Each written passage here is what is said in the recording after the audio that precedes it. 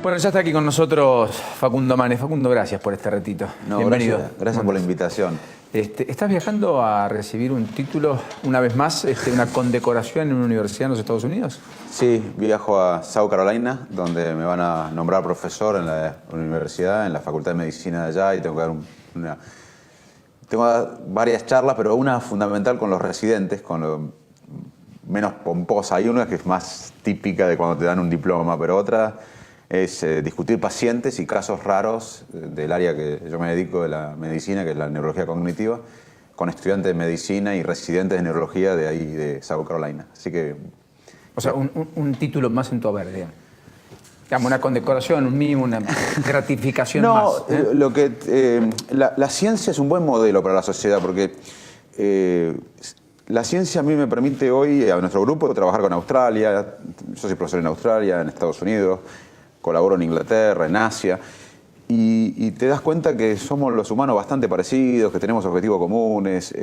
La ciencia, es más, hoy el mejor científico es que se comparte datos. Nosotros en la ciencia estamos acostumbrados a compartir, porque ya los problemas que estamos afrontando, cómo funciona ciertos aspectos de la memoria o el cerebro, no lo podemos hacer solos ni con nuestro laboratorio. Hoy tenemos que incluso compartir los datos para pensar mejor. Así que es un entrenamiento que quizás la sociedad debería aprender. Es un ejercicio extraordinario y democrático, es decir, creer que yo sé una partecita, que otro sabe otra, construir una opinión superadora, validada por todos y hacernos mejores. Mira, lo dijiste vos, pero lo voy a reformular. Sistema de construcción que nos falta Lo incorporar. dijiste vos, pero lo voy a reformular. Nosotros siempre decimos que la ciencia es un buen modelo para la sociedad. ¿En qué sentido?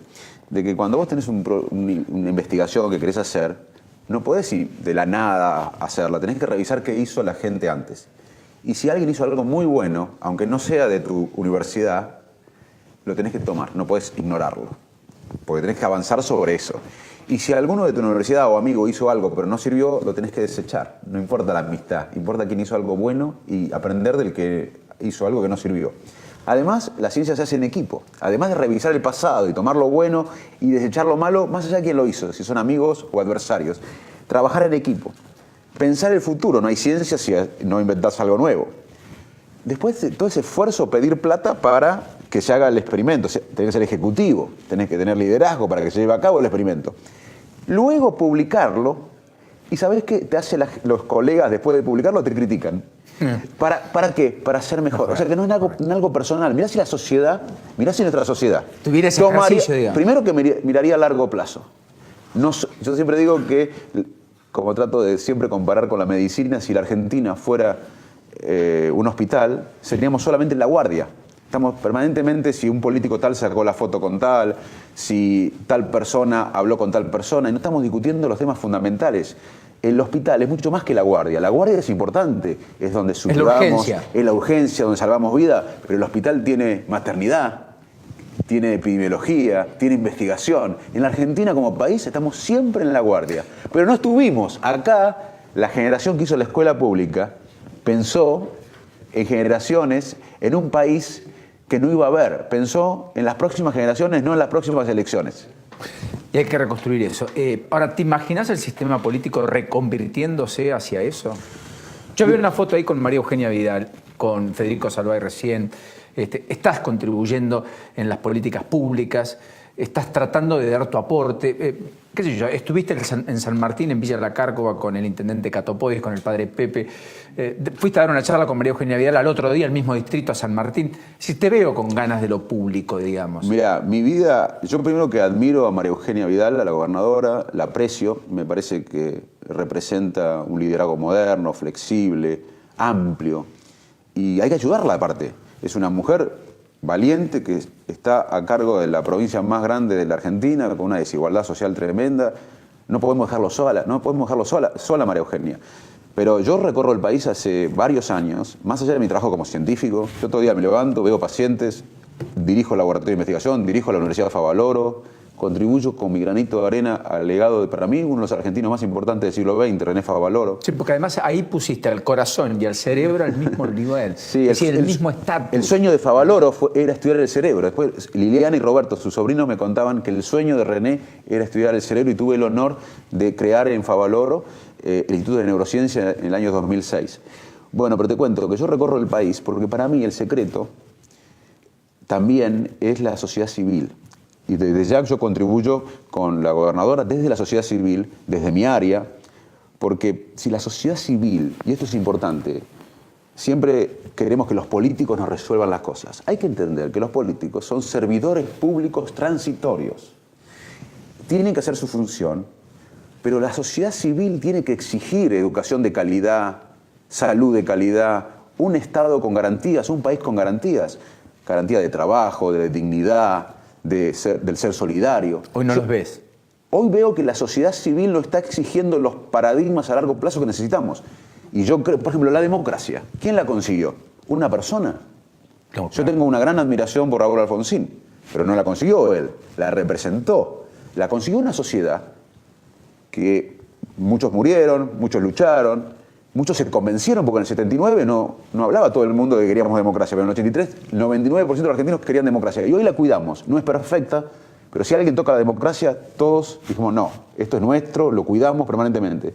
Yo aspiro a que la sociedad civil, y por eso recorro el país y trato de dar una parte grande de mi tiempo a mi país, más allá de mi tarea específica como científico y neurólogo y docente, para que la sociedad civil, como reclamó democracia y cuida la democracia, reclame cuidar a los cerebros que están en situación más desigual, que tengamos educación de calidad, que tengamos política de Estado. Si la sociedad civil no reclama esto, los políticos, que son servidores públicos transitorios, por más que tengan buena intención, no lo van a hacer. Necesitamos que la sociedad reclame eso. Y ese es mi trabajo hoy. Por eso yo recorro el país. O sea, necesitamos una sociedad que no piense en el atajo permanente, ni que crea que ir por izquierda resuelve más problemas que ir por derecha porque ese es un bobo. Y necesitamos que mire el mediano y largo plazo. Sí. Ahora, hay que tener incentivos para eso. ¿Están esos incentivos Sí, están, creados? Sí, están en todo el país. Hay una gran parte de la sociedad que masivamente se vuelca a los estadios, a los teatros para escuchar esto, en las redes sociales. Cuando a los argentinos les decimos, en un país a uno no le puede ir bien a nivel personal. Uno no puede realizarse personalmente si no hay una realización colectiva. Bueno, pensá lo que Cuando pasó. uno le dice esto a la gente dice, quiero participar ya. Y la participación no es solamente de la política. Es más, cuando acá en la Argentina hay discusiones o paros de educación, ¿quiénes están discutiendo? Los servidores públicos transitorios, puede ser un gran ministro, puede ser un gran gabinete y los gremialistas, que está bien. ¿Y dónde está la sociedad discutiendo ahí la educación de nuestros hijos? ¿Dónde está la sociedad discutiendo? Tenemos que lograr eso. A propósito de eso, la escolarización universal a los 3 años, ¿ayuda? ¿Mejora el cerebro? ¿Lo hace, lo hace mejor? ¿Lo integras antes al sistema formal educativo y es un cierto resguardo de que sea mejor en el futuro? Sin duda que ayuda, pero además ayuda a que los cerebros estén bien nutridos, bien estimulados en los hogares. Acá hemos dejado solo a los docentes. Nosotros vamos a tener un futuro para lograr el desarrollo cuando el docente sea el principal trabajo de este país. Cuando un chico en la secundaria, que sea un excelente alumno, quiera ser docente y la sociedad vea al docente como el trabajo más importante de un país, porque ¿qué hay más importante que la educación de los hijos, que van a ser el país del futuro? Cuando nosotros logremos que los docentes sean los más importantes de este país, vamos a poder trazar el camino al desarrollo. ¿Por qué crees que se perdió el respeto por el guardapolvo? Por el del docente, pero también por el del médico. 20 agresiones a médicos por semana en Capital y conurbano. Y episodios incontables con docentes que ha llevado a que la legislatura ya dé media sanción a una ley para agravar las penas en el caso de que alguien agreda a un docente, como ocurre con un policía, digamos. ¿Qué nos ha pasado? Dos reflexiones. Una es que la educación necesita una revolución a nivel global. ¿Por qué?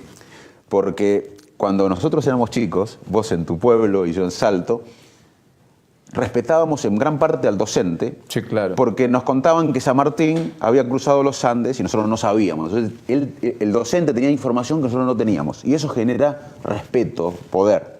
Hoy un chico con estos celulares, con acceso a Internet, tiene más información disponible que el presidente de Estados Unidos cuando decidió que Estados Unidos iba a conquistar la Luna.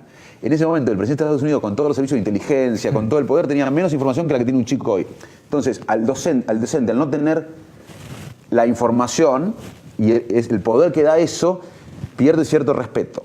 Pero lo bueno, la buena noticia, y esto te lo digo como estudioso del cerebro, es que el docente es clave.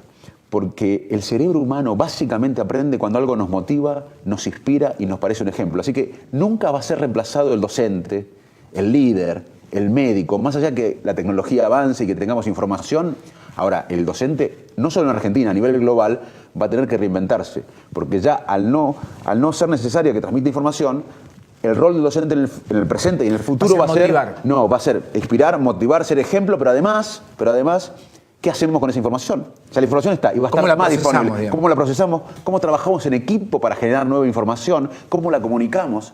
Así que el mundo necesita una revolución en la educación. Ahora voy a la segunda reflexión. Primera era por la educación. Y segunda reflexión, que esto pasa más acá, y acá volvemos a la primera pregunta, que mi rol como científico, yo soy presidente de una organización neurológica mundial de estudios cognitivos, tengo que viajar como parte de mi trabajo. Y cuando a veces me dicen, no, los chicos vienen apáticos, vienen sin ganas. No, pará. Acá somos responsables nosotros. En esta sociedad, en nuestra sociedad, el 30% de los chicos piensa que el ascenso social es por la corrupción y por el acomodo.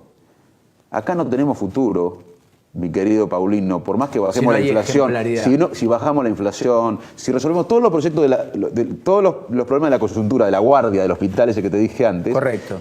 Si no cambiamos la mentalidad, si no le damos un contexto a los chicos positivo, donde si los chicos de nuestra sociedad piensan que el ascenso social no es por el esfuerzo, por la honestidad, por el estudio, por más que arreglemos este país con toda la macroeconomía, con rutas nuevas, si no cambiamos la mentalidad, no tenemos un gran futuro. Entonces, hay dos factores, uno a nivel de educación y otro a nivel de ejemplo. Tenemos que inculcar valores. ¿Crees que faltan muchos ejemplos en la dirigencia? No solo política, sino empresaria, gremial. Creo que tenemos una gran responsabilidad todos, no solo los políticos, o sea, que siempre se critican. Creo que tenemos que los periodistas salir del día a día, de la coyuntura, los empresarios, los médicos, los docentes. Tenemos que, como sociedad, involucrarnos en el largo plazo. Si no, me parece que el debate es muy coyuntural, muy de guardia del hospital. Hoy leí algunas cosas científicas que te van a resultar naturalmente muy cómodas. Por caso que se está llegando más cerca de detectar cómo podemos anticiparnos para que el Parkinson no le gane al ser humano, retrasarlo mucho. ¿Se está cerca de batallar contra el Parkinson? Lo que hoy sabemos en tema Parkinson o en Alzheimer, que los cambios en el cerebro se producen mucho antes que aparezcan los síntomas. Entonces, el desafío de los próximos años, de las próximas décadas, se está avanzando bastante en eso, es detectar los procesos anormales en el cerebro que ocurren antes de los síntomas. Solamente así vamos a poder intentar curar la enfermedad.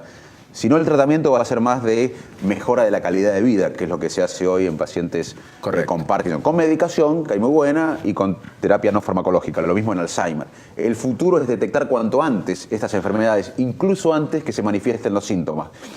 Pero tu pregunta es clave, más allá de lo específico, porque la enfermedad del cerebro hoy es la principal causa de discapacidad en el mundo. La principal causa de discapacidad en el mundo. Más que el accidente vascular y más que la enfermedad cardíaca y más que la enfermedad cardíaca y más que el cáncer. Si el tratamiento del Alzheimer y el costo del Alzheimer en la sociedad fuera un país, sería el país 18 en el mundo, incluso con mayor PBI que Turquía. Vale. Toda la plata que se pone en tratar a los pacientes. Que cuesta, el costo que significa el Alzheimer, de lo que impacta en el paciente, en la sociedad, en la familia, en el país. Lo convierte en el país número 18 en el mundo. Impresionante. Tremendo. Hoy el Alzheimer no es un problema médico, es un problema político, social, económico. Te veo con tanta pasión hablando de estas cosas que se me ocurre ir a la política, porque te sentís tironeado por algunos sectores. ¿Vos tenés un pasado radical? Sí, yo tengo vocación de servicio, básicamente. Y lo que tengo es, yo tuve una infancia excepcional, tengo una familia excepcional y tuve una oportunidad, que la tuviste vos también. Y lo que tenemos que hacer nosotros, más allá, la oportunidad de es que los chicos hoy que lleguen a un tren como llegué yo a Buenos Aires tengan la misma oportunidad que tuve yo. Si fuera científico, te respondo tu pregunta. Sí. Si yo fuera científico en Cambridge, como fui, Sí. o en Noruega, me dedicaría todo el día a hacer neurociencia porque me encanta, y a ser docente, a atender pacientes. Pero yo soy científico y soy neurólogo en un país donde un tercio vive en la pobreza. Todos, no manes, todo el mundo tenemos que involucrarlo. Tenemos una responsabilidad enorme porque nuestra familia, que es un país, un tercio vive en condiciones no dignas. Entonces no es un problema de una dirigencia, es de la sociedad. ¿Te impactó el caso del médico que termina matando a un delincuente en legítima defensa? Sostiene él, la justicia hasta ahora, la carátula es homicidio, pero lo ha excarcelado ayer, pagó una fianza de $1 millón. Tipo que hasta acá salvó vidas, en un momento tuvo que terminar con una vida y a partir de ahí también una parte de él murió. Tiene miedo, no puede volver a su casa, está amenazado, está amedrentado, no se siente protegido, cuidado. Su vida cambió para siempre. Totalmente. En un instante, porque una caja de cambio manual hizo que el delincuente no se lleve el auto y allí tuvo el infortunio de preservar su vida frente al ataque del delincuente, que además tenía frondoso prontuario, que había estado preso a los 18 años, que estaba a punto de cumplir 25 años y cuya madre en público dice, en realidad cometió un error, pero era un buen chico, etcétera, etcétera. Esa es la sociedad que vos decís. Es un drama. Todo lo que vos contaste Facundo es un drama. Manes, en esa sociedad, Dios no lo permita, puede ser ese médico. Mañana. Uno es, como decía Ortega y Gasset, uno y el contexto, hay que ver la circunstancia. Digamos, es muy complejo ponerme en ese lugar. Digamos, saca el caso puntual. Sí. Me refiero a, también una inconsistencia social te puede derivar en el peor de los escenarios. Totalmente. A eso voy. Bueno, es una sociedad muy imprevisible. Sí, la violencia es algo que tiene múltiples causas. Sería muy reduccionista explicarlo solamente de la neurología, pero hay dos tipos de violencia desde lo que sabemos del cerebro. Una es premeditada y otra es impulsiva. Y nadie es exento de una violencia impulsiva, más en un contexto de estrés, porque el estrés crónico y sobre todo el estrés que uno vive muchas veces nos hace decidir en forma más automática de la que pensamos. Estamos gritando mucho, tenemos mucha ira, estamos muy enojados. Nos estamos enojando. A mí me gusta que la gente tenga ira, que sea apasionada, que nos enojemos, pero por la cosa importante. Enojémonos porque nos dé vergüenza el tercio de pobres que hay en la Argentina, un tercio de la población es pobre, porque la educación argentina no es la mejor de Latinoamérica. Enojémonos por eso, no por pavadas. Yo quiero que la gente se enoje, que sea apasionada, que luche, que se pelee, pero por cosas importantes, por cosas que no podemos aceptar. ¿Crees que en la Argentina la ley se interpreta más que se cumple y que ese es un problema? Mirá, ¿Que no hay costo-beneficio al momento de obrar bien? Te voy a contar una anécdota, no una anécdota, un dato científico y que tiene que ver con tu pregunta. Te voy a contar científicamente a esto. Las conductas corruptas existen en hormigas, en chimpancés, en abejas y obviamente en nosotros, porque básicamente lo que hizo la especie humana en toda su historia fue sobrevivir. Para sobrevivir teníamos que defender lo nuestro, llevar agua para los molinos. O sea que el cerebro de un dinamarqués o de un sueco es igual que el nuestro. Sí, ¿Por claro. qué en Dinamarca y en Suecia hay menos corrupción que acá? Y acá hay menos que en algunos países africanos. Porque se combate distinto. Porque hay sanción social en Dinamarca, en Suecia, hay ley, hay castigo. Así que nosotros desesperadamente necesitamos la sanción social, la mirada del otro es muy importante para la conducta humana. Te digo otra cosa del bien común. Hay un juego que se llama Juego del Bien Común. Hay un administrador que sos vos, Paulino. Hay 10 jugadores. El administrador dice, le voy a dar 100 pesos a cada uno. Y va a haber un pozo secreto, que yo voy a saber el valor de ese pozo, lo que hay en ese pozo secreto. Ustedes depositen y yo voy a duplicar lo que depositan. Los 10 jugadores reciben 100 pesos cada uno, 9 depositan 100 y uno tiene la viveza criolla. Dice, no, me quedo con 50 y pongo 50. Total, voy a quedarme con los 50 míos y voy a ganar de toda la duplicación que hacen de los demás, más de lo que dupliquen los 50 míos. Pero el resto se da cuenta que no hay 1000 en el pozo secreto porque reciben menos. Y se dan cuenta que uno está siendo egoísta. ¿Sabés que esa conducta egoísta intoxica a todos? Si siguen jugando, todos se ponen egoístas. Cuando uno paga los impuestos, cuando uno se preocupa por el otro, cuando uno tiene, como dice el Papa Francisco, no la capacidad de imaginar qué siente el otro, incluso de sentir lo que siente el otro, empezamos a ser más comunitarios, a ser más solidarios. Y eso es un poco lo que necesitamos. Necesitamos, volviendo a tu pregunta original de la ley, necesitamos más sanción social, más castigo, más ley. No hay que tener miedo a la ley. Así se desarrollaron los países que son desarrollados e inclusivos. Estuviste con Donofrio el lunes. Sí, un gran amigo a quien Presidente de River. admiro y respeto. ¿Lo ves siguiendo tus pasos? Porque tiene un compromiso social, un compromiso público. Es presidente de un club de fútbol de los más populares, naturalmente. Él está, si mis pasos son comprometerse con la sociedad, con la Argentina, está comprometido. Y es más, tiene una historia de compromiso social enorme que a mí me emocionó. ¿Te gustaría y me que te emociona. acompañe si algún día decidís hacerlo? Pero me está acompañando. Yo ya te digo, a mí no me interesa un destino narcisístico personal. Acá hubo demasiados proyectos políticos narcisísticos y personales. Pero la política es un poco así, ¿no? No, el yo creo kirchnerismo, el macrismo, el por masismo. Bueno, y tenemos que construir partidos políticos, tenemos que construir proyectos menos personalistas. Eso también es importante. Proyectos colectivos, proyectos que no signifiquen la gratificación de un ego personal, que signifique realmente incluirnos en el grupo de los países desarrollados e inclusivos. Sí. No merecemos eso. Sí, no tengo dudas. ¿Seguís pensando que el amor es una cuestión también racional, no del corazón? ¿O es ida y vuelta? Es ida y vuelta. Aristóteles decía que el corazón era el centro del mundo, que todo pasaba por el corazón. Después hubo una etapa más científica, que todo pasaba por el cerebro y demás. Y ahora sabemos que de los dos lados, las decisiones son así. Parte vienen del cuerpo y la interpreta el cerebro inconscientemente, parte nace conscientemente del cerebro y la interpreta el cuerpo. Es mucho más complejo de lo que pensábamos. ¿Cuánto nos ayuda a vivir mejor tener un buen ánimo? Mira, el estudio... El hábitat. Te voy a decir qué nos ayuda a vivir bien. La conexión social, estar conectados humanamente es muy importante. El estudio más largo de psicología del mundo se hizo en Harvard. Varias décadas, más de 6 décadas de estudio. Se morían los investigadores principales, pero el estudio seguía. Y encontraron que lo que más da bienestar después de cierto nivel de ingresos básicos no es ni la plata, ni la fama, ni el poder, es la conexión humana, estar conectados. Así que imagínate si podemos hacer políticas públicas para conectarnos mejor, en vez de solamente pensar en lo material. ¿Hablaste alguna vez con la expresidenta después de la intervención quirúrgica de la cual fuiste parte? No, hablé después cuando terminó el proceso, digamos, yo como director del grupo de neurólogos y neurocirujanos que estuvo a cargo del tratamiento y el diagnóstico, acompañé todo el proceso, pero cuando terminó me llamó una vez después por una consulta médica y después ya no tuve no hablé más.